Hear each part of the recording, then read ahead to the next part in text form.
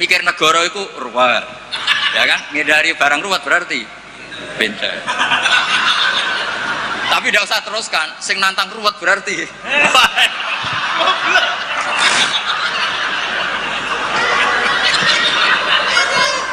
Akhirnya kan poinnya 1 banding.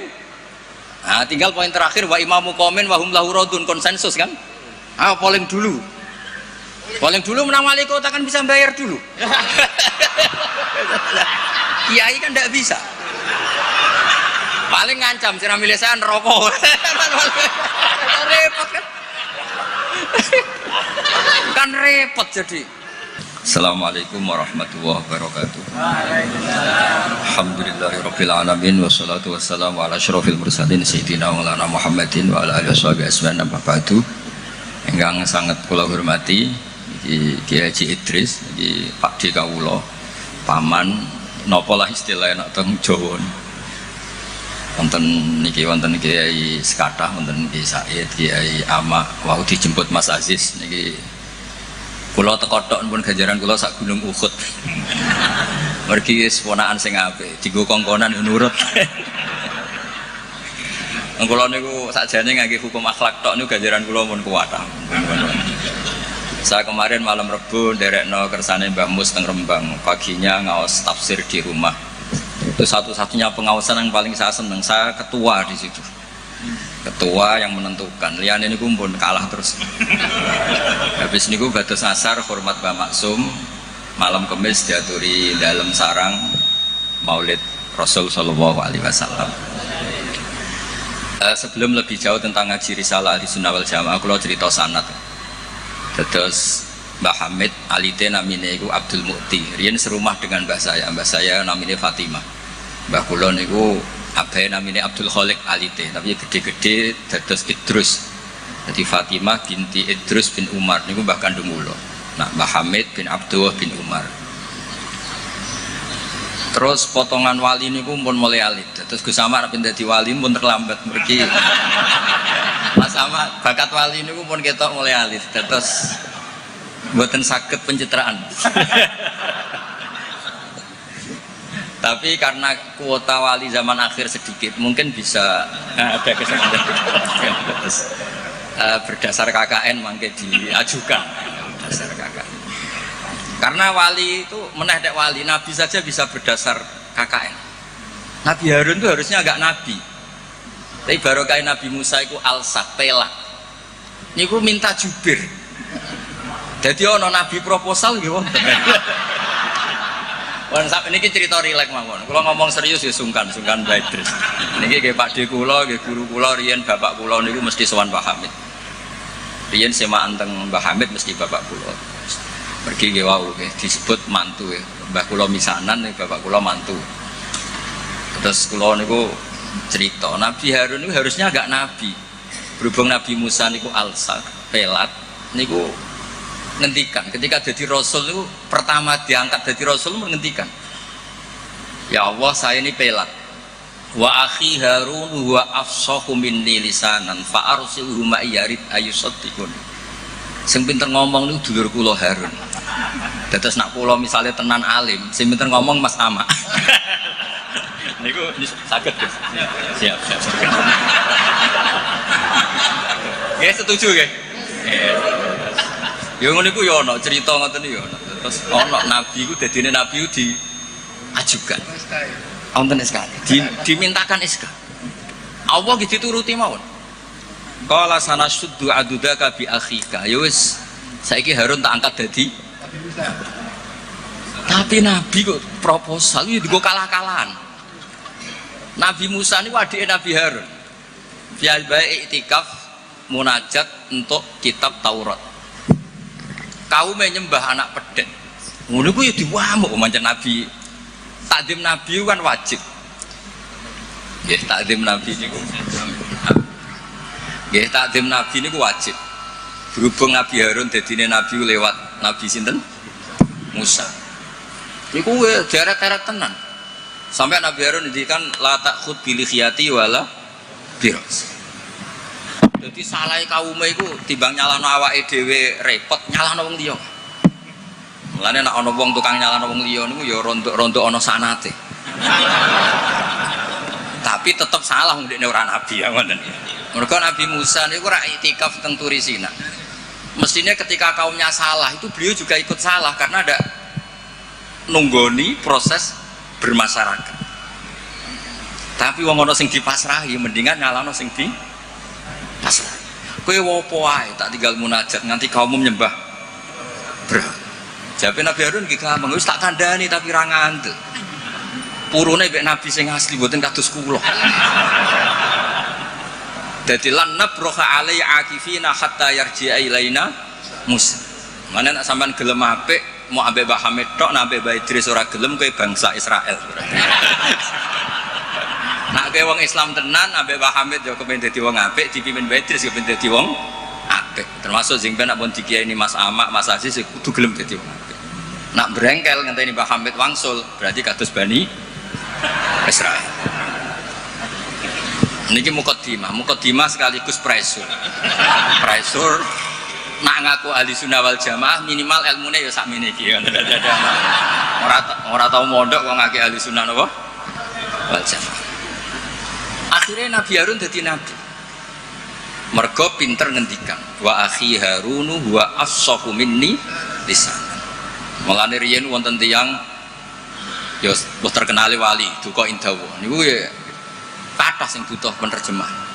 Terus niki nek jenengan angsal nggih niki kula angkat dadi napa? Mutarjem napa? Mbon niku guyon tapi ilmiah.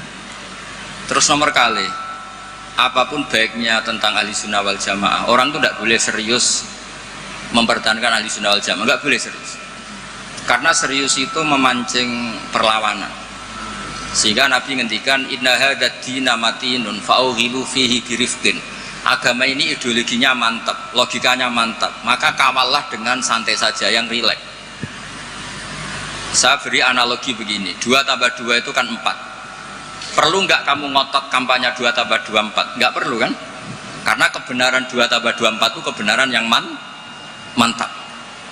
Jadi sampean ra usah mati-matian belo ahli sunnah sampai menafikan yang lain, terus mengadili yang lain. Itu cara sekarang malah kontraproduktif karena menjadi ideologi yang mengancam, bukan ideologi yang merangkul. Sehingga guru-guru kita mulai Bapak kula piyambak, Mbah Mun, Mbah Hamid niku ketemu kelompok macam-macam nggih mboten terlalu ketok ekstrim. Bukan karena ngakui, tapi memang itu tidak produktif.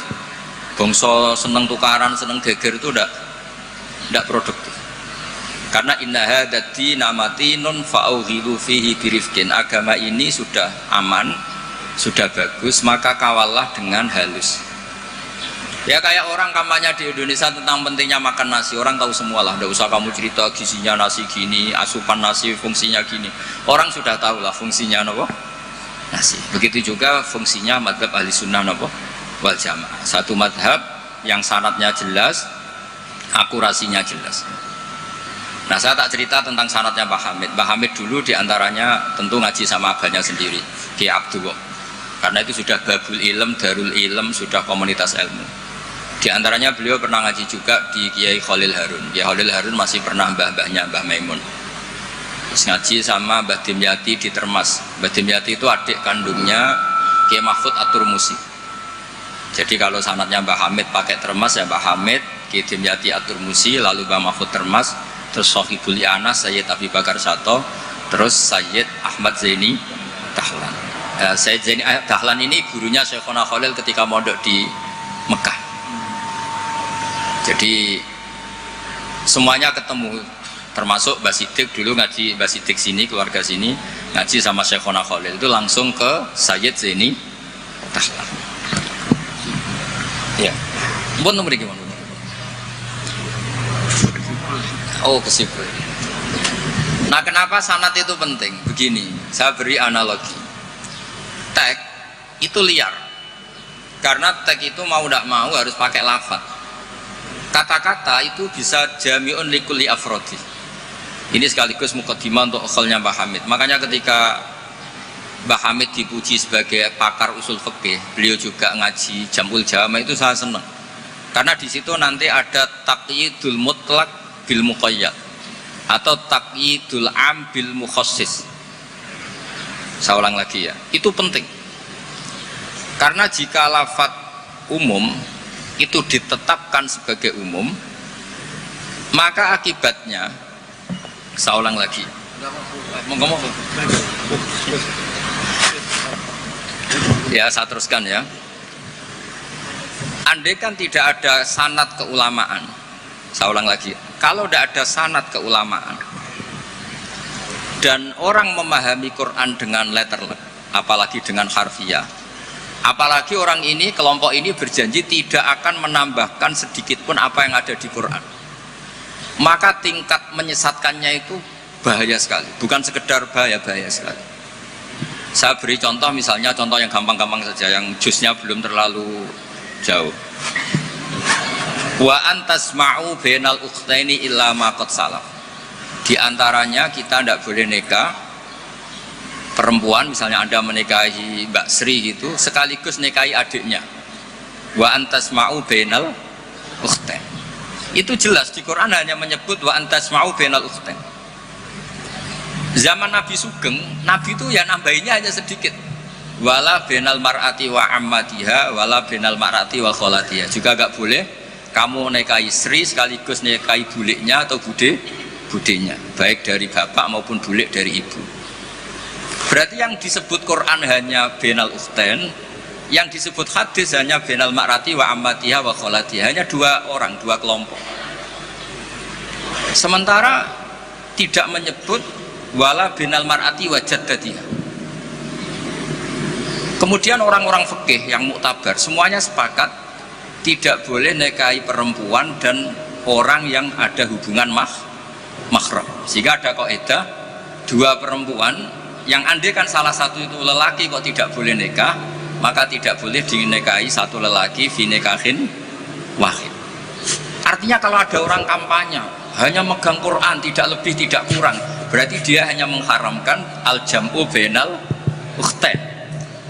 Itu betapa bahayanya dalam Islam. Terus orang nikah Sri dan budenya, orang nikah istri dan mbahnya, mbah dan cucunya, kayak apa bahayanya. Mereka sudah pongah berkampanye tidak boleh menambahkan apa yang ada di Quran.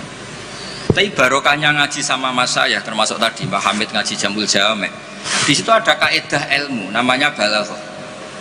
Wala wa antasma'u bainal ukhtain tu mimba bi itlaqil ba'di wa iradatil kull. Jadi atau itlaqul juz wa iradatil kull. Yang disebut hanya sebagian, tapi yang dimaksud semua perempuan yang ada hubungan mahram itu tidak boleh dinikahi fi waqtin wahid. Nah, hal seperti itu kan kayak keren. Orang kampanye kembali ke Quran, tidak mengurangi dan tidak menambahi. Tapi terus kayak apa bahayanya ketika orang hanya berpegangan wa antasma'u bainal ukhtain. Maka ciri utama ahli sunnah itu maknani Quran dan hadis itu berdasar sanad. Ya seperti yang saya terangkan tadi. Kalau saya misalnya saya ngaji Mbah Mun ngaji Mbah Karim ngaji Syekhona Khalil, Mbah Hamid ngaji Mbah Dimyati Termas, Mbah Dimyati ngaji Mbah Mahfud ngaji Sayyid Abi Bakar Sato, Sayyidul Li'anah, beliau ngaji Sayyid Zaini Dahlan. Atau di sini keluarga besar Mbah Siddiq, kalau pakai buyut-buyut misalnya Mbah Siddiq ngaji Syekhona Khalil, ketemu di Sayyid Zaini Dahlan, terus sampai Syekh Utsman Ad-Dimyati sampai Rasulullah Shallallahu Alaihi Wasallam. Nah, pemanaan ini penting. Lafadz itu nggak boleh mengikat. Makanya kata Ibnu Hajar Al-Asqalani, jika Anda terikat oleh lafadz, orang basuh wajah tidak sempurna itu nggak apa-apa, tangan yang nggak sempurna nggak apa-apa, karena yang ada itu wailun lil aqabi minan nar. Basuh polok yang tidak sempurna diancam Nabi itu neraka, tapi Nabi tidak ngendikan wailun lil yad minan nar, wailun lil wajhi minan nar. Nah, ini kalau di usul fikih disebut mimba biwaqi'ati ainin. Karena yang wudu itu salahnya dibasuh tungkat tumit ya. Ya, ada orang wudu yang lupa tumitnya enggak kebasuh. Karena kejadiannya seperti itu Nabi ngendikan wailun lil aqab minan nar. Apa tidak well juga ketika orang tidak membasuh tangannya secara sempurna? Apa tidak well juga ketika orang tidak basuh wajahnya secara sempurna? Kan sama-sama well. Tapi ini tidak disebut Rasulullah Shallallahu Alaihi. Nah, misalnya Anda fanatik, pokoknya saya persis hadis yang wailun hanya lil aqab. Kalau tangan nggak apa-apa, wajah nggak apa-apa. Lu itu gendeng apa goblok? Wes goblok kampanyane saya berpegangan hadis orisinil kata Pak Idris, jadi asli katanya. Nah, jadi bahayanya baca hadis tanpa ilmu usul fikih kira-kira seperti itu. Ada misalnya tak beri sekian contoh, nah sama Rafaham ya kebangetan. Tadi sudah 2 ya. Normalnya 2 itu sudah pinter. Ini terakhir contohnya ketiga.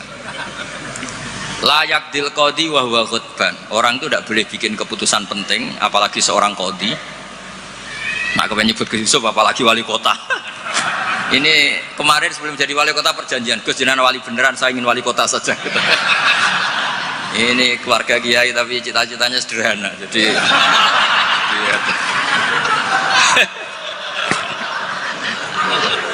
itu bisa, itu kalau dalam madhab tasawuf itu, kalau saya Mbak Idris Gus sama ingin jadi wali betul, tapi beliau sederhana sekali ingin jadi wali apa? Kota. Itu kalau niatnya tawadhu karena nggak ingin nyanyi Mbah Hamid, insya Allah barokah. Tapi kalau niatnya nggak ingin tirakat, nah itu yang masalah karena ada dua wali besar. Yang satu jadi wali itu karena kelirunya, keliru itu artinya menyalahi a'aliyal umur, bukan keliru maksiat. Saya bilang keliru itu bukan harus maksiat. Orang baik itu bisa keliru tapi tidak mesti maksiat. Wali yang satu itu kalau sakit bilang ya Allah ya Allah, tapi yang satu itu enggak, bilang aduh boe waduh boe. Suatu saat wali yang bilang ya Allah itu jenguk wali yang kalau sambat itu waduh waduh boe. Ditanya, kamu ini wali kalau sambat kok aduh boe jadi yang wali aduh boe, karena saya itu ingin kayak orang awam, tidak sok wali-walian ya Allah ya Allah. Loh itu ya bisa jadi wali. Jadi nanti lihat aja di daftar, kalau di list wali kok masukkan Gusipul, berarti ya karena tawadhu tadi. Jadi ada juga wali itu kalau sholat itu nggak mau soft awal, banyak. Kok koyok wong parak pangeran ya wani ning soft. Ada juga wali ditanya, apa kamu kalau di surga ingin melihat Allah? Enggak. Kaget kan, umumnya orang ke surga kan ingin melihat, tapi jawabnya apa? Unazzihu dzalikal jamal an-nazari misli. Allah terlalu agung biar tidak terkontaminasi didelok meripat kaya aku ngene. Itu ya jadi wali. Ini terpaksa cari referensi demi wali kota. Ini. Jadi makanya saya itu tadi, saya itu narasumber itu penting tidak penting sudah bener. Mergo tawadhu di Rembang sini itu jauh. Gara-gara diteror ini yang manggil Mbah Hamid. Aduh. Ini Pak D Idris, ini Pak D saya, Pak Lek kalau manggil saya itu mesti yang manggil Mbah Hamid gitu. Ya, kalau nelpon mesti gitu. Ini yang manggil Mbah Hamid. Ternyata di sini berlaku teror ya. Ini apa?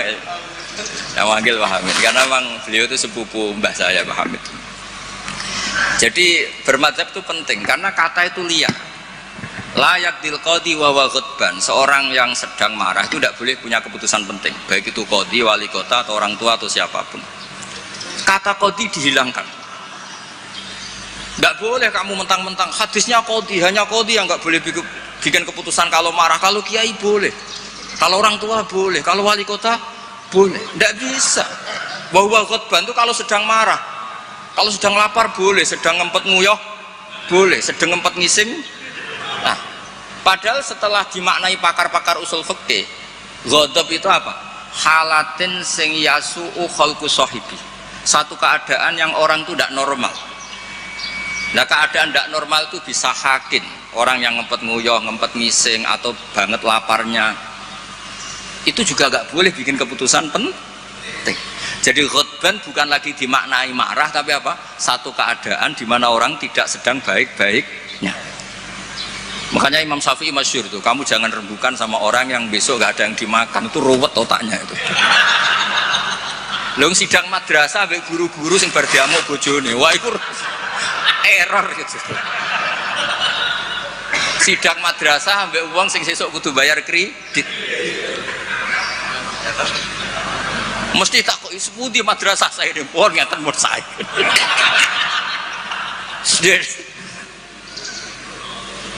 Akhirnya kata ghutban tidak sebagai ghutban. Qadhi juga tidak sebagai qadhi. Fatta sa'a bisa babil fahmu. Ijtihad itu menjadikan logika menjadi luas. Nah, orang yang tidak ahli sunnah wal jamaah sidik-sidik hanya kembali ke Quran dan hadis. Betapa bahayanya itu, karena lafaz Quran dan hadis itu bagaimanapun itu lafaz yang pemaknanya bergantung para pakar-pakar usul fikih. Nah, usul fikih ini yang ngerti. Ini kalau di balaghah bab ini kalau di ilmu lughat begini. Nah, kira-kira seperti itu madzhab Ahlussunnah wal Jamaah. Makanya saya di sini pernah baca kitab ini berkali-kali, juga ada kajian khusus sama keluarga Gus Hakim, Gus Kikin yang sekarang pengasuh di Tebu Ireng. Saya juga pernah istifadah sama Mbah Mun dan berkali-kali juga pakai kitab Risalah Ahlussunnah wal Jamaah. Kenapa kita harus bermadzhab? Saya beri contoh betapa bahayanya tidak bermadzhab. Misalnya begini, saya beri contoh yang gampang-gampang saja. Sholat itu kan madhep kiblat. Oke, madhep kiblat. Tapi kita tahu madhep kiblat itu apa? Ya mu'dhamu sholat. Karena nanti kalau kena cangkem melek, lah nak sujud madhep di. Untung sama tahu mikir kan. Jadi baru, makanya kadang kiai seneng wong goblok, mergo nek diterangno ora mikir. Sajane sholat madhep kiblat ya pas ngadeg tok, lah pas rukuk mek sujud. Tapi baru kayak goblok do ora takok. Jadi goblok itu ya penting, marai ngenakno kiai lah. Jadi wong ora kakean. Wong ora kakean kok. Mulane sampean nak takok, kiai ku kok kadang seneng santrine goblok timbang sing pinter, kowe ora rasane dadi kiai. Ruwet. Karena kena wong pinter itu ya rodok repot. Nah, setiap bahasa itu mesti merujuk ke mu'dhamul amri, tema utamanya. Sehingga Nabi kalau ngendikan ya al-hajju arafah. Apa haji itu tidak ada tawaf, apa haji itu tidak ada sa'i. Tapi kok Nabi ngendikan al-hajju arafah, ay mu'dhamul haji arafah. Nah, bahasa-bahasa seperti itu andaikan orang nggak ngerti usul fikih terus maknani al-hajju arafah, sementing wis ning arafah. Nah, iya. Itu kan yo ribet. Jadi intinya itu apapun teks yang Anda baca di Quran dan hadis itu pemaknanya harus ikut ulama. Nah, kalau sampean tanya, dalilnya apa Gus? Dalil yang paling saya mengenang dan tidak akan lupa ila yaumil qiyamah itu dawuh Mbah Mun, ihdinas siratal mustaqim siratal ladzina walam yaqulillah sirataka. Harusnya kan tunjukkan kami jalan yang benar, jalanmu ya Allah. Enggak, tapi Allah ngendikan siratal ladzina an'amta alaihim. Mergo kowe ora iso niru Allah dhewe, kowe ora iso niru Allah, Allah ra mangan, Allah ra turu. Nah, buat terus Allah ya rakyat jadi wali kota, ya kan? Kamu tidak bisa. Inna wa ta'ala la ya'kul wa la yashrab wa la yanam. Allah tidak tidur, tidak makan. Kalau kamu makan niru siapa? Niru makane wong soleh-soleh, niatnya taqwi alal ibadah. Kamu tidur niru siapa? Niru orang-orang soleh. Nggak bisa niru Allah, Allah tidak tidur. Nah, berarti kalau kamu ingin benar harus butuh sanad, karena ketika Allah ngendikan siratal mustaqim itu siratal ladzina an'amta alaihim, itu dalil paling kuat betapa pentingnya sanad. Makanya sampai ada pepatah yang sangat mengancam tadi, manta alama bila sehin fasehuhu seto. Itu ancaman yang benar sekali, karena betapa bahayanya orang misalnya hanya berdasar terjemah atau teks kemudian dia nyimpulkan hukum, padahal lafadz ini adalah terjun bebas. Karena tadi lafadz itu jamek, dia akan kemana saja yang masuk afrodnya kalau dalam ilmu usul fikih. Tapi nanti setelah ada momentum muqtadul hal, itu baru proporsinya hanya sampai mana. Misalnya sampai lihat Syekh Nawawi Al-Bantani, faktul musyrikina, bunuhlah orang-orang musyrik. Itu ayatnya akan ekstrim, misalnya haitsu wajadtumuhum, kapan saja kamu menemukan mereka. Tapi sampai lihat di Syekh Nawawi, al musyrikin ayna kitsina khosotan, yang melanggar perjanjian, atau al-muharibin, yang merangi kamu. Tidak semua orang musyrik boleh kamu perangi, karena ada musyrik-musyrik yang wa in janahu lisalmi fajnah laha wa tawakkal Allah. Lafadznya umum tapi harus proporsional. Kalau sampean contoh ini gak paham, tak kayak contoh yang paling mesti kayak paham. Nara paham kebangetan. Kamu kalau istri kamu sedang seneng-senengnya, gue sama sampean karep opo tak turuti. Opo wae? Jebule terusin, aku ben wayoh, Dik. Terus, yo ojo iku. Jare opo wae kan gitu. Ya kan?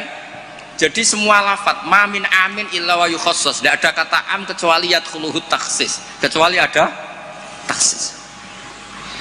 Misalnya kamu seneng sama istri, wes kemana-mana berdua, gue apa nak ngising berdua. Jadi lafat-lafat, nah ya artinya kalau ada lafat umum neng Quran hadis mesti ada mukhassis. Ma min amin illa wa yadkhuluhu takhsis. Sama seperti di tafsir Jalalain, innallaha ala kulli syai'in qadir, tidak memasukkan yang mukhal. Tidak boleh ada pertanyaan gini. Ayak diruwahu ta'ala ayyud hibadatahul aliyah, apa Allah mampu menghilangkan zatnya yang agung? Ya tidak boleh. Kudroh hanya tata alaku bil mumkinat, gak boleh kudroh ta'aluk sama moha. Apa Allah kuasa menjadikan 1 ditambah 1 itu 13? Loh Allah kok bajak goblok? Tidak bisa. Kudroh itu hanya ta'aluk sama yang mumkin. Karena Allah ala kulli syai'in qadir, ala kulli syai'in qadir. Wali kota ya iso dadi nabi, yo repot. Yo ora iso ditutup. Iku sebarang mukhal. Paham ini? Ya wis ngono iku ahli sunnah wal jamaah. Nek pinter nganti ngono iku ahli sunnah wal jamaah. Mbon iki deal ya. Ya mbon, sekolah tak maca kitab mbon niku sing ngono. Mungkin sing jawab jubire wis selesai perjanjian. Kan Nabi Musa ini adik Nabi Harun, terus Nabi Musa jadi Nabi, ngajarno proposal KKE jadi Nabi, tapi tugasnya jubir. Nah kalau Mas Hama ini pernah sepuh Mas Hama, jadi ini gimana pun, jadi mungkin sing jawab sampai tangklet, sing gampang tenggulo, sing angel tengah sama. Terus karena kulo pun kiai sing makruf lah, terus ora usah dites. Ada yang ngetes itu sing latihan kiai. Ya, jadi kalau niku pun melewati tes itu sudah. Sekamane pun lulus sangat. Guys, setuju ya mungkin tangga sama. Nah, terus pun saniki menculat mapon pun mukodimah sanate Basim nggih Basim nak teng Jawi riyen nggih masyhur nate ngaos Mbah Soleh Darat. Mbah Soleh Darat niku nggih menangi Sayyid Zaini Dahlan. Tapi Basim menangi Mbah Soleh Darat itu Basim kecil sehingga beliau kados kemarin anak-anak sing menangi Mbah Mun dia menangi Mbah Mun di sarang tapi nggak sempat ngaji karena mungkin masih ibtidak, Mbah Mun pun sepuh. Sebab itu Basim tidak pernah pakai sanad Ali langsung Mbah Soleh Darat. Tapi kalau Mbah Mahfud biasa pakai sanad lewat Mbah Soleh. Karena ketika beliau di Mbah Soleh Darat niku pun ngaji khatam tafsir napa Jalalain. Makanya nggak boleh kalau dalam tradisi ilmu nggak boleh pakai sanad Ali tapi nggak punya kenangan. Jadi banyak kan anak-anak kemarin saya pun kelas 4 SD menangi Mbah Hamid. Tapi saya kan nggak bisa istifadah karena saya terlalu kecil. Saya tahu Mbah Hamid banyak dari bapak saya karena bapak saya sudah sepuh sering ketemu Mbah Hamid. Jadi sanad Ali itu punya sisi kelemahan, biasanya mujarradur ru'yah, hanya melihat. Makanya sahabat itu Amr bin Tufail itu akhiruman mata minas sahabat. Itu enggak dipakai riwayatnya karena kenangan mbek Nabi piye kok aku dijak bapak jamaah. Jadi mirsani Nabi tapi tidak punya kenangan sami aminan Nabi. Makanya sanad itu bagus nazil. Nazil itu jumlah ke Rasulullah besar banyak, tapi lewat orang-orang yang talaki mulazamah, ketemu orang-orang yang mulazamah. Jadi mendingan sampai Rasulullah lama, tapi lewat orang-orang yang sama, sehingga sanadnya Mbah Mun misalnya paling suka ya lewat Mbah Karim. Mbah Karim itu lama sekali di Mbah Hasyim, di Mbah Syekhona Khalil. Kila itu 20 tahun, Mbah Kila 30, khilafnya itu 20 ke atas. Nggak ada yang 20 versus 2 tahun. Kalau sampean ziarah tok paling Mbah Khalil. Ibu pendak banyak karep gitu. Nah itu iya, kalau ziarah yang ingin ngaji itu bawa kitabnya dulu, setelah paham terus kitab itu dibawa. Itu baru ziarah betul itu. Jadi sanad itu kadang-kadang sering bagus yang nazil. Nazil itu lama tapi kredibel. Lah Imam Syafi'i termasuk fanatik sanad nazil. Beliau itu sering ngendikan an Ibnu Umar an Rasulillah, an Abdullah bin Abbas an Ubay bin Ka'ab an Rasulillah. Kenapa muter-muter begitu? Padahal Abdullah bin Abbas juga sahabat, tapi beliau sahabat pas itu kecil, sehingga kenangan dididik Nabi langsung itu tidak banyak. Sehingga kalau ada ilmu banyak, beliau sebetulnya lewat Ubay bin Ka'ab atau lewat Umar bin Khattab. Masyhur itu di sanad sab'ah, misalnya Abdullah bin Sa'ib dari Abdullah bin Abbas, misalnya masih dari Ubay bin Ka'ab. Sama seperti santri sarang sendiri yang menangi Mbah Mun, banyak yang ngaji mahali lewat saya. Akhirnya ke Mbah Mun lewat saya, padahal dia menangi Mbah Mun, tapi kan dia tidak ngaji mahali karena pas itu masih kecil. Paham ya? Terus sanad itu aja mentang-mentang ketemu Mbah Hamid terus kaya-kaya ilmumu setingkat wong sing belum ketemu Mbah Hamid itu Mbah Hamid lewat ngendikan terus aku muridnya Mbah Hamid. Insya Allah nanggo syafaat cukup, tapi ragu ngiyai ini. Jadi udah jelas nanggo syafaat cekap lah. Tapi nanggo ngiyai buatan. Terus ini supaya sampean ngertos sana.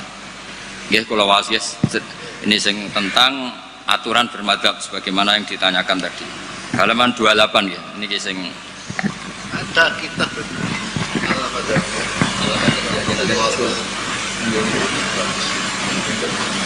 Allah Madadiyah punya kitab Allah Diniyah. Karena akhirnya kan sebenarnya Allah Madadiyah nanti berakhir Allah Diniyah. Kalau dimulai dari gak bermadzhab, lama-lama tidak beragama. Iya kan? Nah ya sekuler kan akhirnya ya dimulai dari Allah Madadiyah, lama-lama Allah Diniyah. Ya jadi jelas tadi ya, jadi dimulai apa? Sanad. Di sini diterangkan Bismillahirrahmanirrahim 28 jubir takut jubir ya. Fi bayani wujubit taklid liman laisa lahu ahliyatul istihad. Orang wajib ikut bagi yang tidak berkemampuan istihad. Wajib taklid, wajib ikut. Yajibu inda jumhuril ulama al-muhaqqiqin ala kulli man laisa lahu ahliyatul istihad al-mutlaq wa in kana qad hasala ba'dul ulumi al-mu'tabarati fil istihad apa taqlidu qaulil mustahidin wal akhdhu bi fatwahum liyakhruja an uhdatit taklif bi taqlidi ayyihim sya'a liqauli ta'ala fas'alu ahla dzikri in kuntum la ta'lamun. Jadi orang-orang yang tidak punya kemampuan istihad itu dalam setiap fatwa harus tanya mujtahid. Lah tanya itu artinya wajib ikut. Kalau diwajibkan tanya kan berarti butuh jawaban. Apa artinya ada jawaban kalau dia tidak mau ikut? Fa'u jabat su'ala ala man lam ya'dalik. Allah mewajibkan tanya bagi yang tidak tahu itu. Wa dzalika taqlidun li alimin wa huwa amun li kullil mukhatabin. Terus wajibu ayakuna aman fi su'al an kulli ma la yu'lamu lil isma' ala anal amal lam tazal fi zamani sahabah wa tabi'in. Ini yang unik dari Mbah Hasyim. Beliau ngendikan zaman sahabat pun banyak yang awam. Karena sahabat yang baru Islam sehari dua hari, banyak sahabat juga yang punya kultur tertentu, tahu-tahu Islam, belum tahu kultur yang Islami. Sehingga orang awam mulai zaman sahabat juga banyak. Sama tak cerita nih, sahabat itu juga kadang lucu. Jadi sholat itu pas sholat itu kenalan. Jenengan tiang putih, kalau tiang lekok misalnya. Cara saya kyo nyuwun nomor WA, jadi itu kenalan. Sampai akhirnya Allah nurunaken wa qumu lillahi qanit. Ya biung ada di kampung kalau ketemu orang nggak kenal kan kenalan. Jadi pas sholat jamaah jejer wong yang nggak kenal ya kenalan. Jadi jangan nyuwun WA. Jangan kira semua sahabat langsung tahu Islam, kan ada yang qoribu adin bil Islam. Akhirnya Allah nurono wa qumu lillahi qanit. Makanya kenangannya sahabat, fa wa ma wajadtu mu'alliman ahsana min Rasulillah sallallahu alaihi wasallam. Fa wa man taharani wala kadza wa kadza. Inna ma qala li inna hadhihi salatun la yasuhu fiha kalamun adamiyun. Nabi ku cek pinter ya nak ngandani wong. Setelah orang itu kenalan, setelah sholat digandeng mek Nabi. Jong iki sholat itu munajat. Yo nak munajat omongane mbek pangerane ora sampe wong. Jadi sholat itu momentum jagungan mbek pangeran. Wis tak jagungan mbek Allah wae ora usah mbek wong. Jadi orang nyentak batal sholatmu. Oh, baleni neh mboten tapi santai mawon. Inna hadhi sholat munajah, iki sholat itu munajah. Munajah mbek pangeran. Makanya kalau sholat omong-omongane mbek pangeran ae ora usah mbek manusia. Makanya si sahabat tadi terus kenang saya tidak menemukan pengajar sebaik Rasulullah karena cara menyampaikan tidak lewat bentak, tidak lewat marah tapi ngandani seperti itu. Jadi ya dulu sahabat ya biasa sholat terus kenalan ya biasa karena qoribu ahdin bil Islam. Ketika ada tayamum mereka juga agak ngerti tayamum itu hanya cukup wajah dan yaden. Ada yang yatamar roham guluk-guluk gitu karena dikira kayak mandi, kalau mandi junub harus rata, tayamum juga harus rata. Jadi sampai anak orang fahaman itu kancane nggih kathah, riyen sahabat nggih kathah sebetulnya. Mulane kula niku kadang dadi wong pinter yo getun. Mergo kula bolak-balik pinter. Wong goblok ku yo pinter. Karena saya nyontokno. Ngaji tafsir ku angel. Nggih dari bareng angel iku pinter. Berarti wong bodoh iku pinter. Karena nggih dari barang angel. Jadi saya ulang lagi kan, ngaji itu angel apa enggak? Angel. Nggih dari barang angel itu pinter apa goblok? Pinter. Berarti wong goblok iku pinter. Maka berbahagialah yang goblok karena hakikate pinter. Tapi saya tidak mau pinter yang jenis ini saya. Iya kan mikir negara itu ruwet, ya kan ngindari barang ruwet berarti pinter. Tapi tidak usah teruskan, sing nantang ruwet berarti goblok.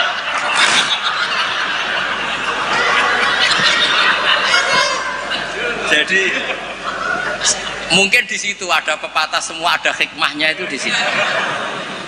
Lho jadi wong alim ora susah sebuti. Sinau wis wangel, nak keliru kepleset dibuli wong akeh. Loro. Wis ngono nak wis alim alamah, pengikute ini njuk syafaat. Lho kula nate dicitani bapak-bapak kula, Mbah Hamid Abai Idris ini nate nangis, nate muwun. Karena banyak orang salam templek, banyak orang ngasih, banyak orang hormat. Kata beliau, Nur, aku soleh-solehku dewi gue golek ridhane Allah. Kok diwales dunya? Mesti diwales dunya itu kemudian banyak orang memberi uang.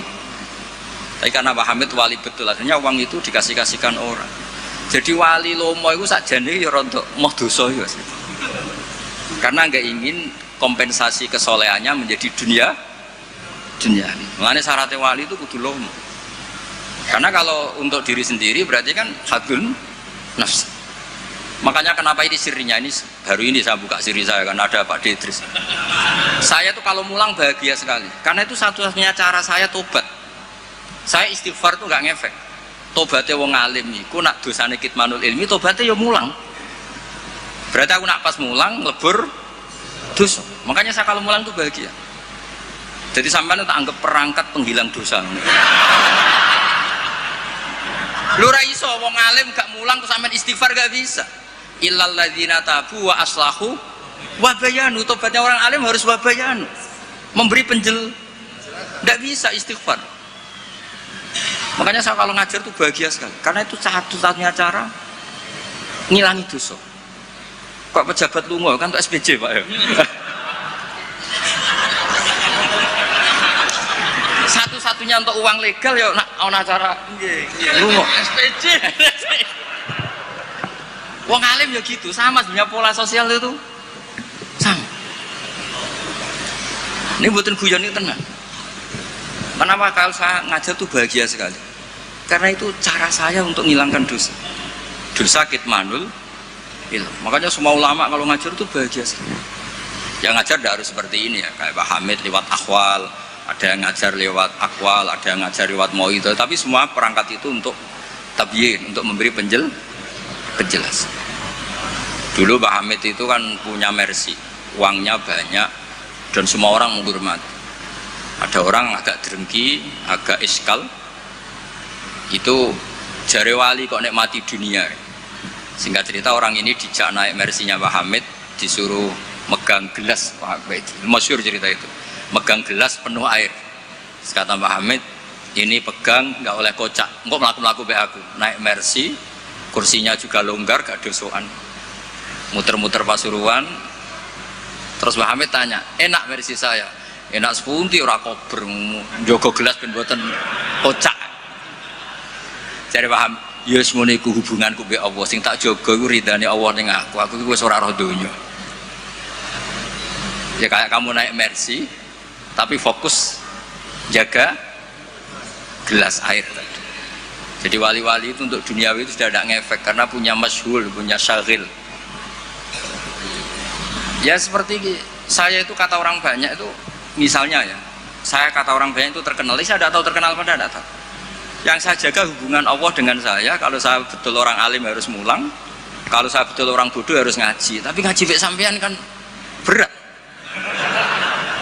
Ngaji bek simpul kan ya lucu. Misalnya aku ngaku goblok tawadhu terus gawe ikhya Gus ulang. Kan wong yo lucu kan. Sakjane kula nggih kepengin tawadhu. Lan apuran kula tak mbutuh ikhya Gus tak teng jenengan.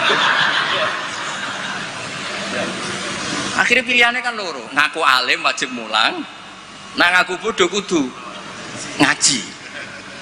Kalau betul sombong misalnya kiai latihan terus kalau betul ikhya sing meriang kiai ini nembuk kulane. Bisa akeh kan? Bisa akeh no, misalnya sengaji kulo niate kulo tawaduk terus kiai ini terus meriang. Ngaji ra ono sing gaji wae dadak meriang perkara sing ngaji. Sama tak ceritani, Zakaria Al-Ansori nganti alime ngoten mergo mangkel. Dadi mangkel itu ya ana sing barokah. Dekne di guru jenenge Ibnu Hajar Al-Asqalani sing aran Fathul Bari iku gelare ya Ibnu Hajar Al-Asqalani. Iku kerenge ra karuan nak ngaji. Dekne bar wis alim dhe murid jenenge Ibnu Hajar Al-Haytami. Alim, ngaji dekne wis alim. Dadi nak ngamuk iku grutu. Wah semane zaman aku ngaji yo kangelan. Kok nak maca salah diwamuk. Saiki dadi kiai yo kangelan sinau mergo nak salah konangan muridku sing alim yo. Dadi ora kok berseneng saya Zakaria Al-Ansori. Mulane ketika ditanya, "Syekh, kenapa jenengan salim itu?" Dukik tu bena hajaro ini, aku digebek watu loro. Mergo nak ape ngaji yo kudu sinau, ape mulang yo kudu sinau. Lah nak muridnya goblok kabeh kan seneng. Tenang. Bodohan ini santai. Ngawur sithik.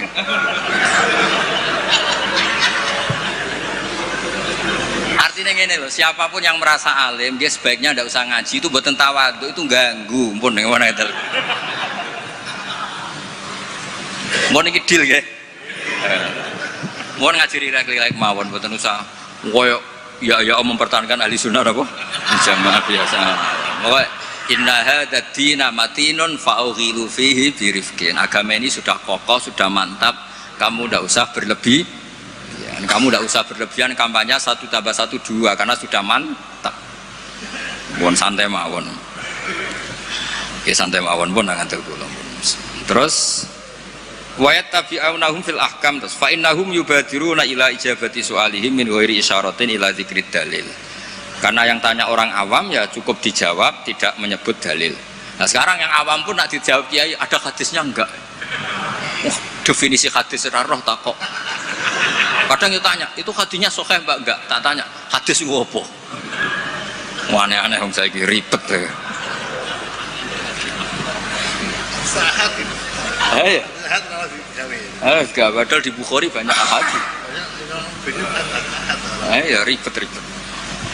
Kalau sampean tanya, berarti nanti yang tanya juga termasuk orang yang bikin ribet. Sajane wong takok iku rugi lho. Nak takok khas wong alim kok goblok kok takok. Nak kowe bodoh kok diduduh-dudono.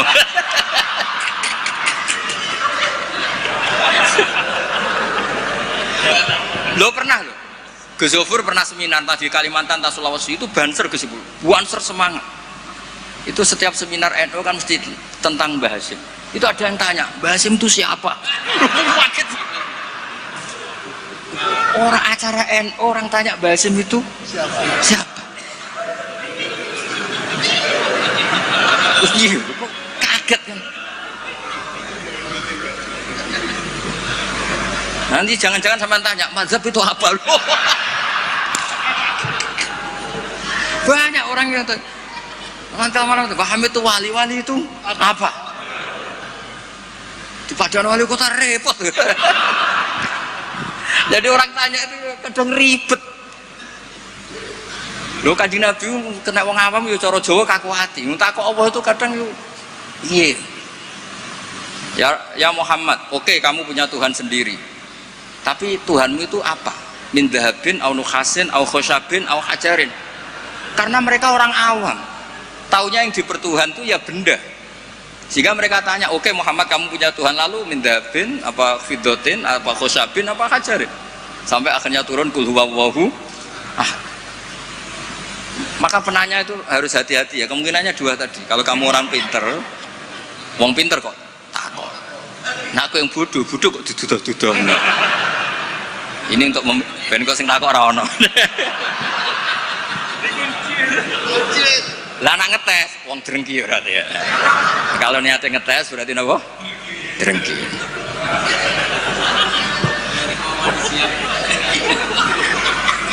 Buatan rileks mawon niki kalian Pak De kula kalian keluarga niki mboten enten sing santai mawon. Tapi mesti ngoten ning. Fakana isma'an ala tibail ami lil mustahid wa li anna fahmal ami minal kitab was sunnah saqitun an haizil i'tibar. Jadi orang awam apapun memahaminya Quran itu tidak dianggap. Bukan berarti kita tidak ngregani orang awam, tidak, memang ya nggak tahu. Ya bukan kita tidak ngregani orang awam, ya memang tidak nopo, tidak tahu. Iya atau belum tahu. Pokoknya memang ngeri. Kalau kita dengarin ngeri. Ya misalnya apa saja lah. Pertanyaan orang awam itu kan tentang agama. Seolah lagi tentang agama itu ganggu. Ya apa?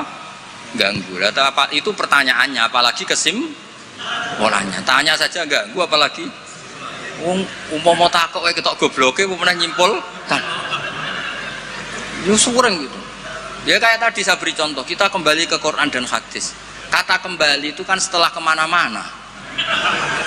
Memangnya kita pernah kemana? Mulai kita Islam ya pegangannya Quran. Terus kok kita diajak kembali, memangnya kita pernah kemana? Nah, iya.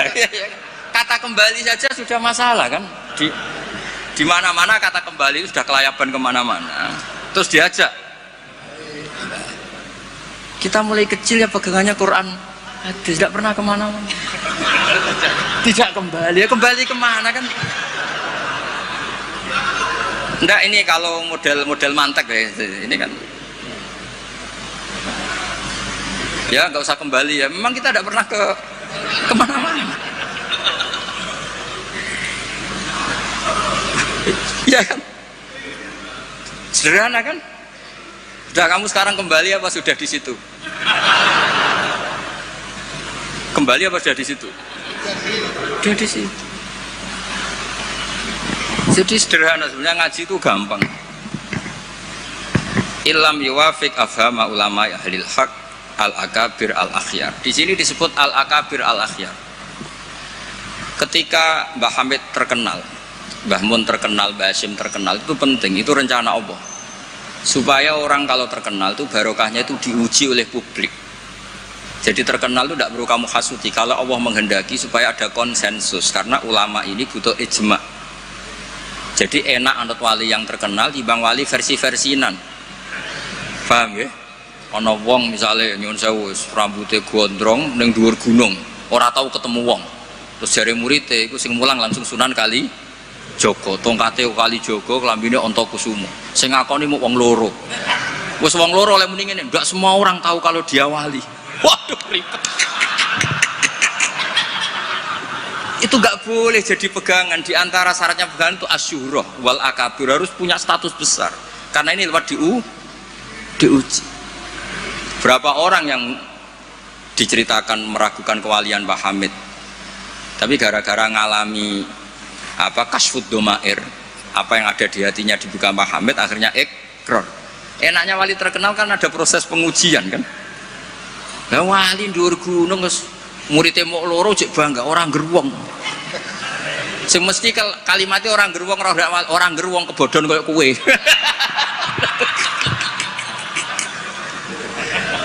Itu kan kayak bakul jamu. Kowe tok sing tak kei rego diskon, lainnya ndak. Tiap ketemu orang kamu saja yang tak kasih harga seginanya ndak. Sebetulnya kalimat pasti kowe tok sing kebodhon. Nah, makanya butuh transparansi. Itu tidak hanya di birokrasi, tidak hanya di dunia ulama, semuanya butuh transparan supaya diuji. Makanya di sini Mbah Hasyim ngendikan ulama ahlil haq al-akabir al-akhyar. Maka syarat jadi nabi pun harus ada gunjingan dulu. Nggak boleh nabi nggak terkenal, harus terkenal.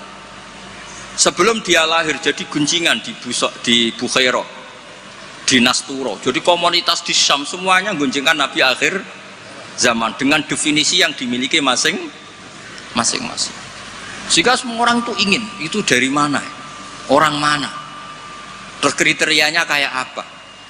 Sampai Khadijah karena beliau punya paman yang ahli Injil namanya Warokoh, tanya nabi akhir zaman tuh begini-begini, definisinya begini-begini.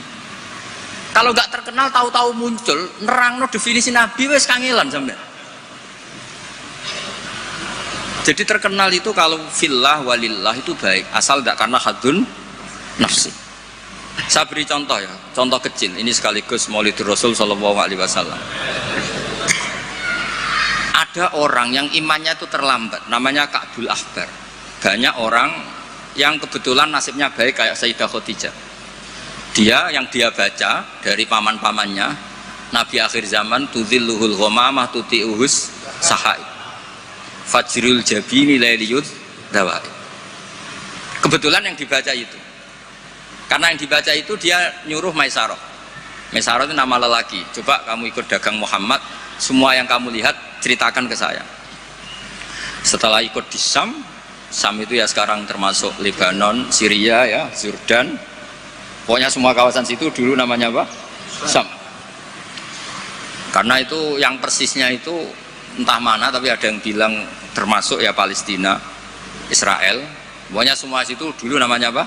Syam. Nah, dulu ada tertentu dibilang Ariha, dibilang apa, tapi itu semuanya dulu namanya Syam. Ada pohon yang kalau ada nabi itu mereaksi, nabi itu nggak boleh mikir, dia nggak boleh tahu. Jadi nabi itu misalnya matahari dari barat, beliau ya tetap saja duduk di arah barat, nggak mikir kalau ke arah barat itu ketemper matahari itu nggak mikir. Memang syaratnya nabi itu nggak boleh mikir, memang dekat Allah sehingga semuanya ya memang begitu. Makun tata krimal kitab walal iman. Kalau nabi mikir kok tak adik jumpafanku kapan ya supaya diarani nabi carane piye. Makanya nabi itu harus ummi itu tidak tahu apa-apa.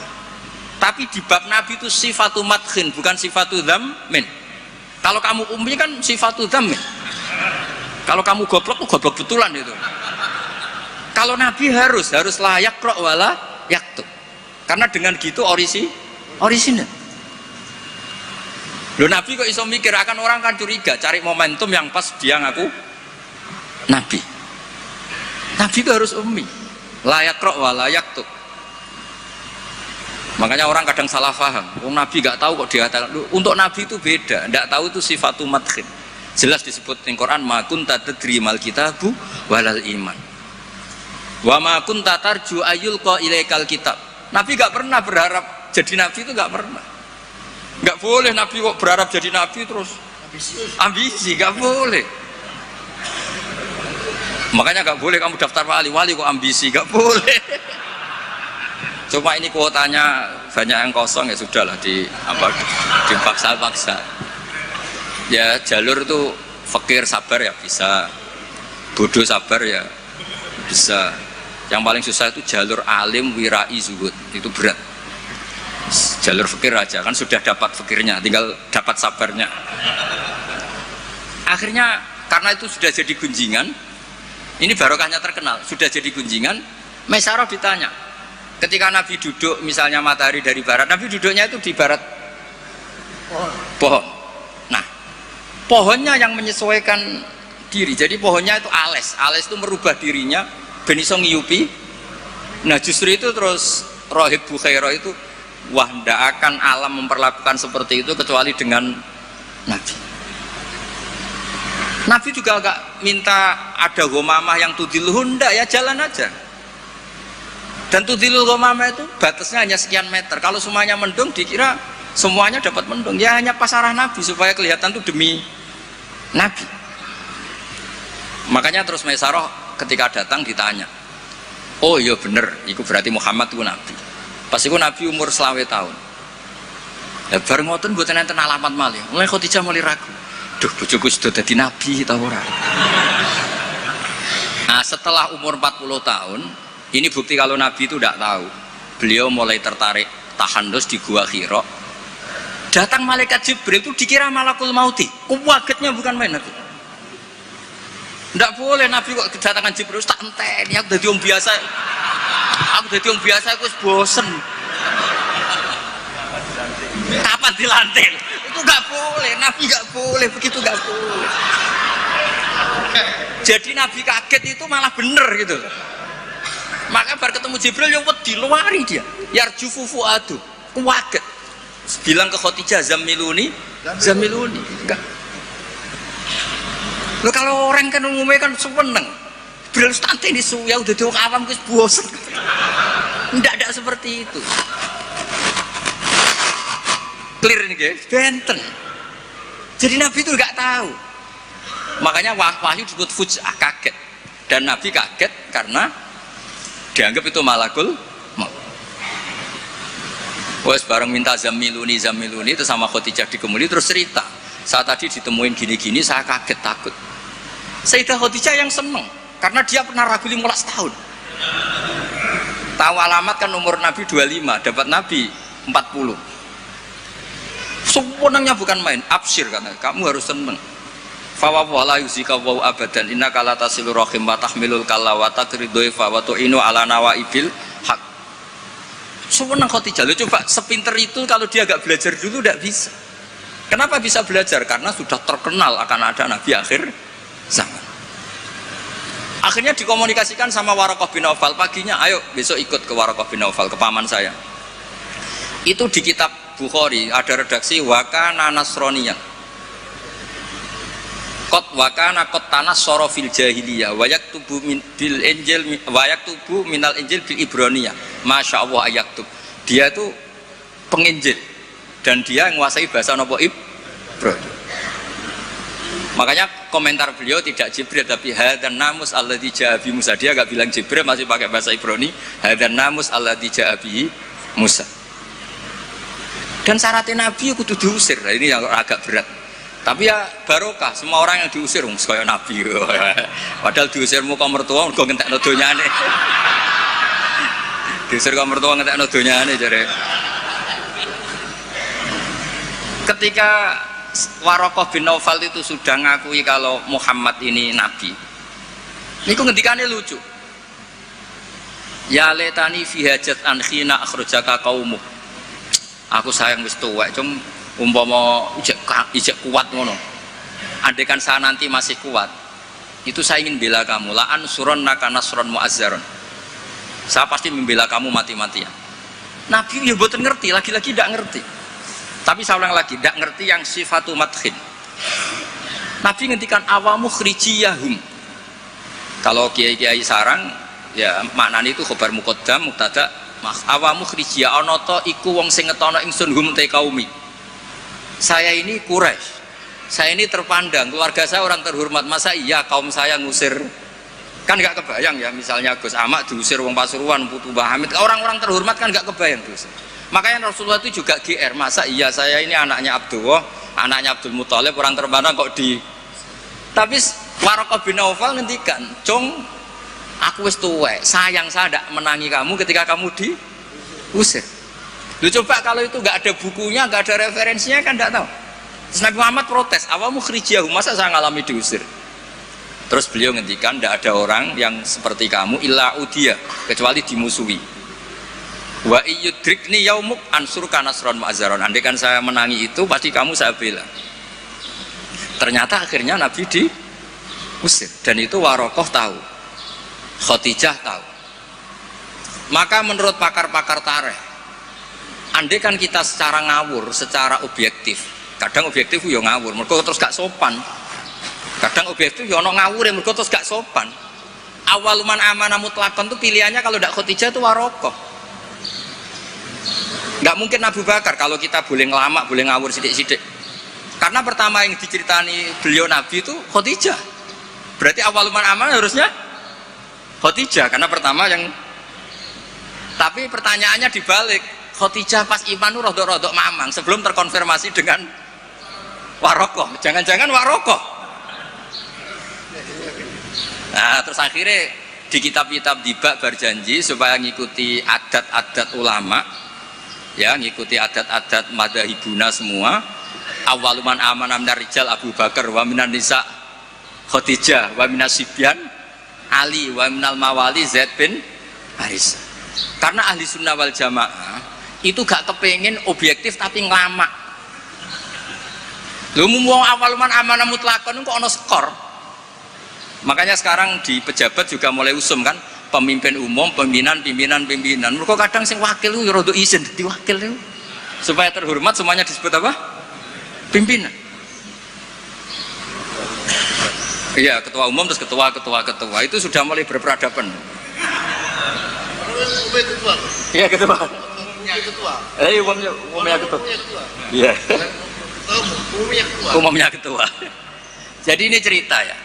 Makanya kitab-kitab ahli sunnah wal jamaah itu nyebutnya itu awaluman amanah minar rijal Abu Bakar wa minan nisa Khadijah wa minas sibyan Ali wa minal mawali Zaid bin Harisah. Andikan pertanyaannya agak objektif, yang mutlakon siapa? Dari sekian pemenang yang pemenang sejati siapa? Mesti debatnya tuh antara Khadijah dan Warokoh. Tapi gue niku objektif sing ora bener, susah nggak hukum adab ya rasa kecangkeman. Akhirnya tadi awaluman amanah tapi dari kelompok rijal, dari kelompok nisa. Tapi secara logika, wong pertama yang diceritani Khadijah dan ketika Nabi umur 25 nganti direwangi wongkon Maisaroh ya karena sudah. Nah tapi kalau itu dipakai, jangan-jangan Bukhairah malah panjang lagi kan? Jangan-jangan Nas Turo, ya mungkin. Buktinya orang Raja Habasyah ketika dia dibacakan surat Maryam oleh Ja'far bin Abi Thalib, dia langsung iman.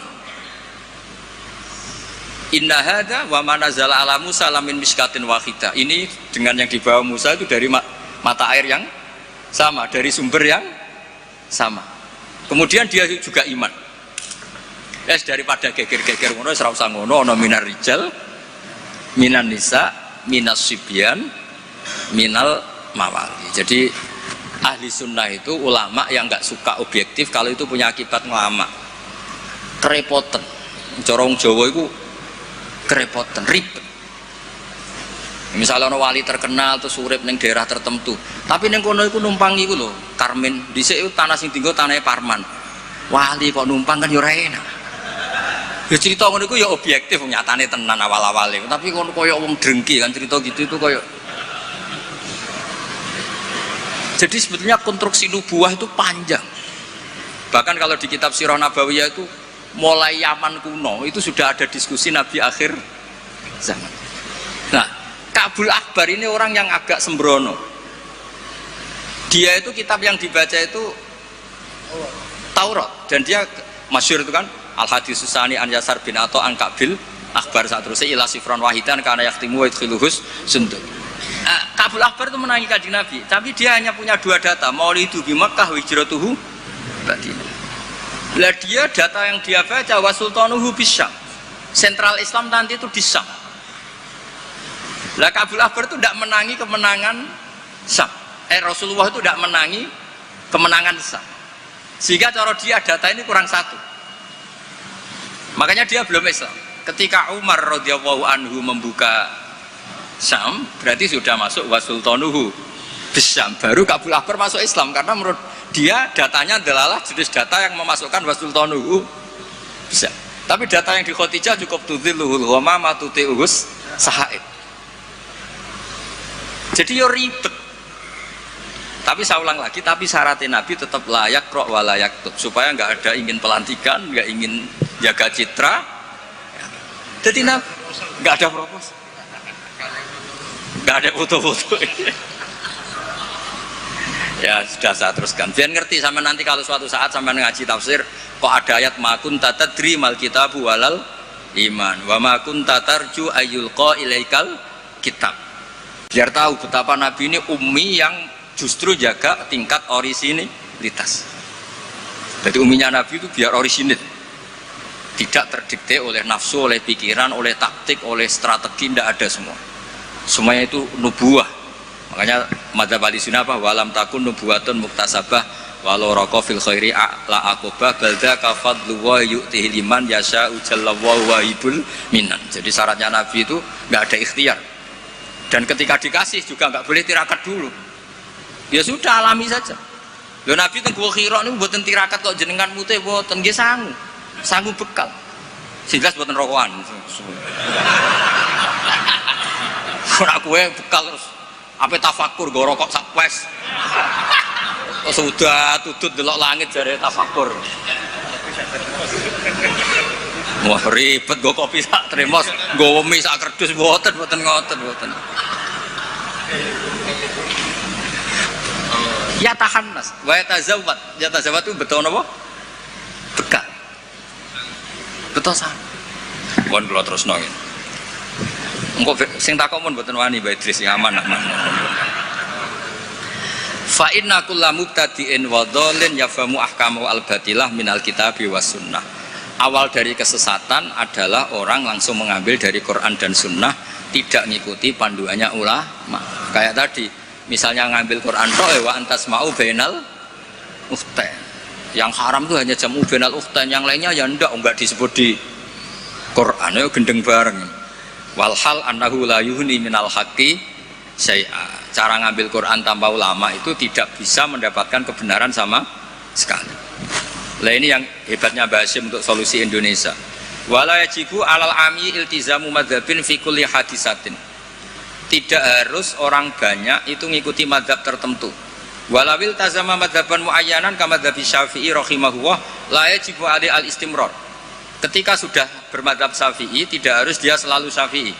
Bal yajuzu laul intiqal ila ghairi madzhabi, dia boleh intiqalul madzhab. Ini yang dipakai Mbah Mun, yang dipakai guru-guru kita. Dulu Ki Hamid semuanya ya kalau ada kejadian biasanya juga intiqal apa?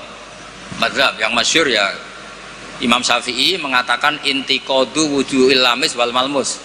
Yang megang maupun yang dipegang batal. Oke, dalam kondisi normal seperti itu, tapi nanti setelah tawaf dong ikuti madzhab napa? Maliki, bahwa menyentuh perempuan asal tidak syahwat itu ndak batal. Ada yang bilang wis pokoknya enggak batal, catatan ndak syahwat kayaknya ada keberatan itu. Tapi itu artinya intikal. Masjid juga gitu. Saya sering ditanya orang, Mbak Idris, lu masjid di kampung-kampung itu kan mau ditingkat. Bekas tanah itu wong dikai ora gelem mergo tanah wakaf. Nah agak dibuat ngelumbruk. Bekas bangunannya nek dirubono ngelumbruk. Dibuat oleh tanah wakaf, nak dibaro di situ ngelumbruk. Nah, itu kalau kita ada intikal mazhab Hanafi bahwa wakaf itu atiyatun mahdhah, nggak bisa. Akhirnya kalau saya ditanya, ya nek iku problem kayak no cahaya yatim, tak kayak no imam masjid sing rodok diutang seneng didol dari kebaikan ke kebaikan yang lain. Karena keberadaan barang-barang bekas ini sudah doror, sudah ganggu, sudah tidak lagi maslahat. Ya, tapi seperti itu tetap intikal madzhab, karena kalau madzhab Syafi'i itu kan wakaf la yuba wala yuhab wala yuros. Pusing kan? Pusing buatan? Pusing. Makanya ya saran saya kalau ada masjid ismeh rubah, ya kayunya yang layak dan di situ sudah mau dibangun masjid mewah, kasihkan madrasah atau musola. Kalau nggak bisa kasihkan fakir miskin. Tapi yang penting dari kebaikan menuju kebaikan yang berbeda. Lah ikutnya apa? Ya Hanafi, karena yang lainnya la yuba wala yuros wala yuhab. Nah seperti itu tuh kita harus. Begitu juga misalnya ada wong awam sholat, sebeli pupune kena rokok kretek. Bar sholat lagi roh nak pupune kebuka sak bolongannya rokok. Itu harus intikal madzhab, meskipun badal amal. Jadi misalnya nanti juga diterangkan di kitab ini. Ono wong awam, saya ulang lagi ya, ono wong awam bar nyaponi kandang ayam, setelah sholat ke susu, ternyata di sini ada teleknya apa? Ayam. Nah, kalau dia disuruh iada kan keberatan. Murah potongan wali kon baleni sholat itu kan keberatan. Wong kiai dhewe nek kon iada keberatan apa meneh. Nah itu harus dibilangin. Sudah tidak usah iada tapi jangan ulang lagi. Ngikuti madzhab Imam Royani kalau Rasul Makul Tohir. Tapi baleni nih, tapi nak sakit ampun baleni malih. Itu sudah biasa, jadi boleh intikal madzhab walau ba'dal amal, meskipun setelah dilakukan. Kan dia intikal itu setelah amal. Nanti juga dibahas di sini, nanti tak teruskan. Ya jelas ya, wala yajibu alal ami iltizamu madzhabin fi kulli hadisatin. Nah, terus wal ami alladzi lam yakun lahu nazarun wastidlalun wa lam yaqra kitaban fi furil madzhab idza qala ana syafi'un lam yu'tabar hadza kadzalik bi mujarradil qaul. Wa qila idzal tazamal ami madzhaban muayyanan yalzamul istimrar alaihi li annahu itaqada annal madzhab alladzi intasaba ilaihi wal haq fa alail wafa bi mujabi itiqadi. Tapi niku mboten populer. Lah niki walil muqallidi taqlidu ghairi imamihi fi hadisatin. Seorang muqallid boleh ngikuti madzhab selain imamnya dalam satu peristiwa tertentu. Falahu ayuqallida imaman fi sholati dzuhri masalan wa yuqallidu imaman akhar fi sholatil asri. Lah terus beliau ngendikan wa taqlidu ba'dal amali jaizun. Taklid setelah melakukan amal itu boleh. Falau sholat syafi'iyun dhanna sihhata sholatihi ala madhabi summa tabayyana butlanuha fi madhabihi wa sihhatuha ala madhabi ghairihi falahu taqliduhu wa yaktafi bitilkas sholat. Enteng ya. Jadi misalnya saya Syafi'i goblok misalnya. Saya orang Syafi'i yang goblok. Berkeyakinan kalau sholat ana tletonge sapi itu batal. Gelalah bar sholat terbukti basarung saya ada teletong sapi. Berarti kan saya meyakini sholat saya tidak sah. Terus ketemu Mbak Idris, serapopo cara madzhab beliau. Lah ini saya nggak perlu iadah, meskipun badal amal. Cocok ya? Lho, buat ini dewe bahasa, buatan dewe itu. Lho, buatan sampean Arab percaya sinau ini maknanya gini. Kalau mau narik kalau sinau ini kok kita beli. Gampang kan? Jadi taklid badal amal itu boleh. Jadi misalnya ada lego tanah wakaf yang maslahat. Kadang-kadang kan ada posisi masjid yang zaman Sunan siapa itu strategi. Tahu-tahu kegerus zaman di situ tuh sangat nggak strategi sehingga ini mati masjid ini. Terus keputusan masyarakat situ masjid dipindah. Mau tidak mau disentikal madzhab Hanafi. Cuma jangan juga yang beli ini orang fasik atau menjadi tempat maksiat. Jangan misalnya dari masjid menjadi madrasah atau menjadi musola atau jadi rumahnya orang soleh. Pokoknya jangan ke adna. Kata Imam Subki boleh merubah wakaf syukur-syukur ila a'la. Sementing jangan ke maksiat. Karena mau dipertahankan sudah tidak mungkin. Misalnya tadi perkampungannya pindah, orang sudah ada ke situ, terus barokah perubahan zaman, Islam trennya ada di situ lagi, itu kan ruwet. Tanahnya jadi tol, misalnya terpaksa seperti itu, mau tidak mau, kalau enggak dianggap melawan negara kan ya ribet. Nah, itu kalau enggak ada madzhab Hanafi yang anggap wakaf itu atiyatun mahdhah, lihat di Mizan Kubro, ya sudah terserah nazir yang sekarang masalahnya kayak apa. Itu kan banyak, saya tuh sampai bosen ditanya kiai-kiai kampung gitu. Rata-rata ya antara kiai kolot mbek kiai modern. Biasanya lazim sing modern ora iso ngaji, pesenane perubahan. Sing iso ngaji ora pati luwes. Ribet ngadepi wong kotok sampai wong modern. Tapi enake ning masyarakat tuh kalau ada orang terkenal alim rada diwedeni, rada lumayan lah. Ya barokah iku kan nak takok sing jawab aku rada wedi. Jadi terkenal tidak untuk hadzun nafsi tapi untuk mempersempit konflik. Jadi karena hukum ya, saya ulang lagi, hukum itu kadang itu tidak objektif. Saya beri contoh ya, sama nggak usah tersinggung. Madzhab Syafi'i yang mengharuskan Jumatan orang 40, ya, itu juga dikritik oleh Fathul Mu'in.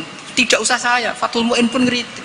Kritiknya gini, kalau ada orang berpikiran harus iqamatul jum'ah walau biduni arba'in harus diikuti. Bahwa qawiyun pendapat itu juga kuat sebagaimana katanya Imam Bulkini. Orang yang latihan jadi kiai, yang latihan dakwah syarat 40 itu aneh. Loh, kamu kan hidup di Pasuruan, sudah kota santri. Coba kalau kamu hidup di daerah Samin. Wong sing gelem Jumatan wong 10 kok mbok syaratno 40. Jadi agama itu juga diuji di lapangan, jangan nuruti khayal ideal. Imam kudu macane faseng, wong sing dadi imam wong iku, sing gelem ya wong iku, isane ya mok Ngene iku. Mbok yo wong ku mikir coba yang donya iku ideal.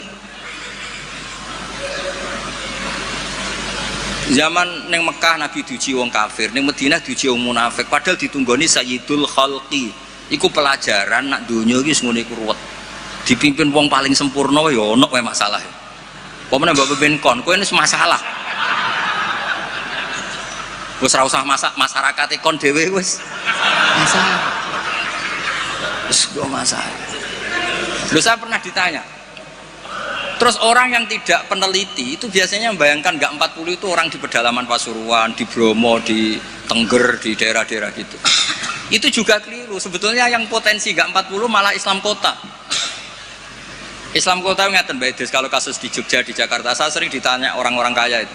Gus, saya mau bikin Jumatan tapi orangnya kayaknya 40. Orangnya paling 10 Gus kalau enggak 20. Tapi nanti 3 minggu lagi paling sudah 200. Itu pertanyaan Islam kota. Nah, karena saya lama di Jogja juga banyak interaksi dengan orang-orang Jogja. Kasusnya itu gini Mas Ebul, kan ada perumahan elit, pengembang kan bikin perumahan elit.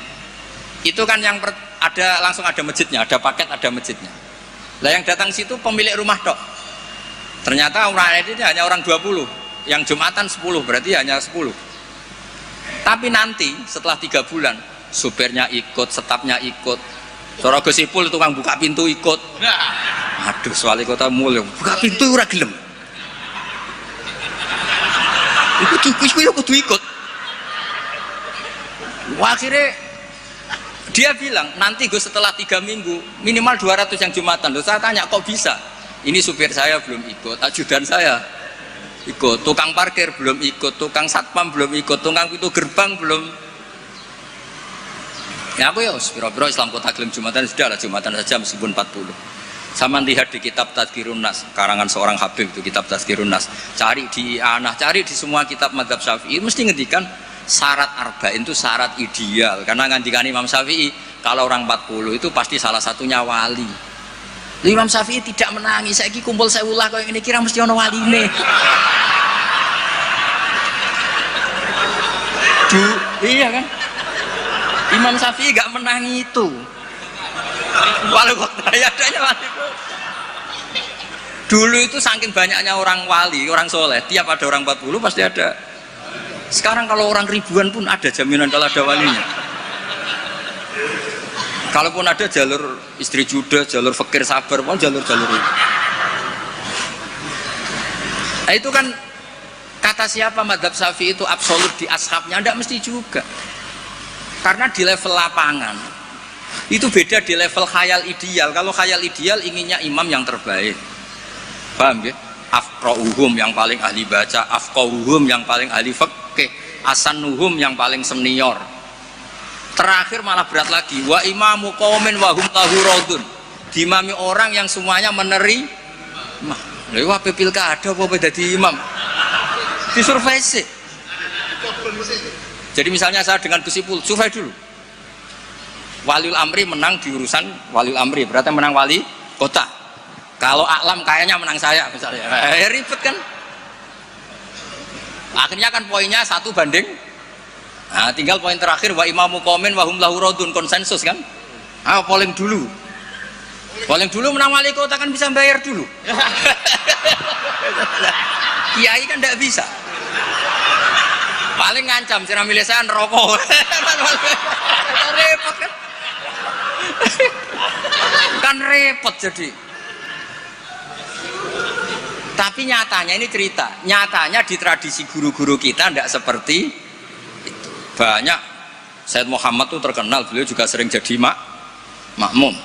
Banyak wali-wali top yang kalau sholat kersane jadi makmum, yang jadi imam ya sering, jadi makmum ya sering. Akhirnya orang terus ya legowo saja, ya sendi sing gampang, gak usah repot. Karena syarat yang didhawuhna Nabi itu aqra'uhum afqahuhum itu syarat ideal. Tapi syarat saya shallu khalfa man qala la ilaha illallah. Nah, ini pentingnya ngaji ini ya kembali ke ahli sunnah wal jamaah. Lah nek semacammu ngono, kowe ngaku ahli sunnah lah. Nah ora iso kecangkeman temen-temen ngaji ku ya angel. Paham ya? Terus taklid ba'dal amal tubuh boleh. Misalnya Ka'bah juga gitu. Masyhur itu kemarin tuh Mbah Mun sering duka. Tanya Mbah Idris, banyak lagi yang ngerti dukane Mbah Mun ketika kiblat mau diluruskan. Mbah Mun kan duka. Dukane karena nanti kalau kiblat diluruskan sesuai jam dalil atau sesuai yaum rosdil apa? Kiblat. Itu akan menjadi orang menyalahkan orang-orang dulu karena banyak masjid wali ketika dicek, dihitung lagi nggak pas. Akhirnya kalau kamu membenarkan itu menyalahkan wali. Tapi kalau anti teori itu kamu anti ilmiah, kan ya jadi repot.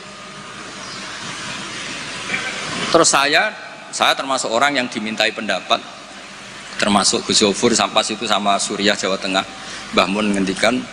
Terus saya nyari takbir di Tafsir Munir, sampean cari di Fawal Wujuhakum Syatral Masjidil Haram.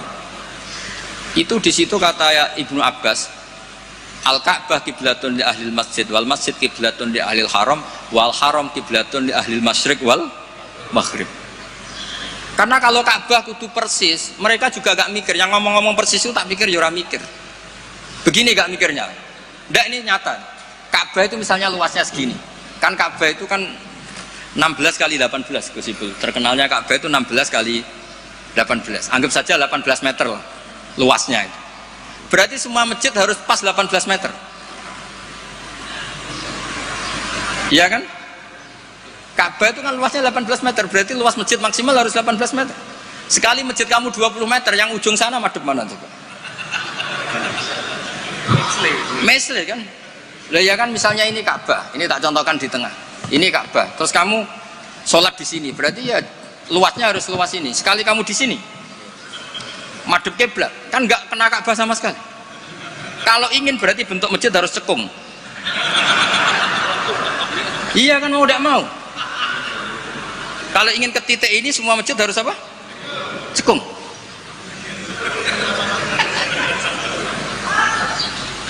Lah itu pas itu Mbah Mun saking dukane ngendikan gini. Senengane bener Ka'bah. Rumangsamu sing wajib madhep Ka'bah iku mok wong salat tok. Wong mati wajib madhep Ka'bah iku keduki kabeh. Sampai gitu. Betul. Saking dukane Mbah Mun. Memangnya yang wajib madhep kiblat itu hanya salat. Orang yang mati pun harus madhep Ka'bah. Keduken kabeh. Iku cek versi kaul qadim kabeh.